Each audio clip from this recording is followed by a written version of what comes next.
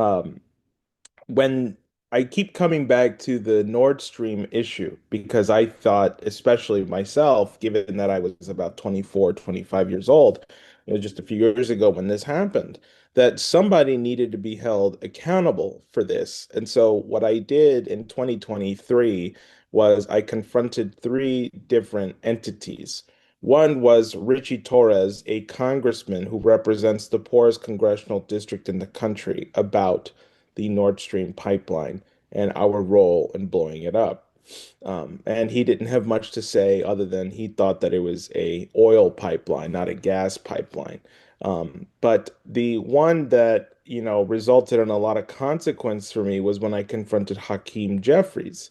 For people who may not know, in the United States, Hakeem Jeffries is the Democratic minority leader, meaning that right now the Republicans have a majority hold in the Congress, but the Democrats have a minority, but they have a leader, to speak on behalf of the party.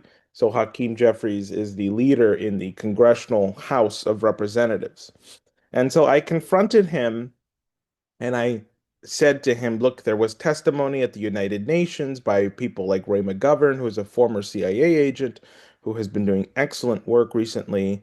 And he testified that the Biden administration had, in fact, played a role in the blowing up of this major piece of infrastructure that connected Russia and Germany, which gave them gas. And it was called the Nord Stream.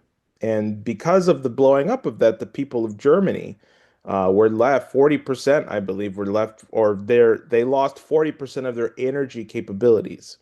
And as a result, they started buying liquefied natural gas from the United States. And Hakeem Jeffries skirted the question and said, we're going to continue to stand with the people of Ukraine. And of course, and this was not me just standing up and intervening. This was me at a microphone.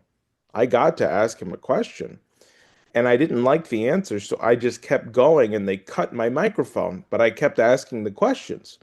And then finally, there were about three security guards who came out and tried to drag me away, and they successfully did, of course. Now, after that video, which was recorded by some friends of mine, that interaction was recorded. After that was posted and it went viral, my interaction with Hakeem Jeffries, I got a call from the Capitol Police asking if I intended to harm the congressman in any way.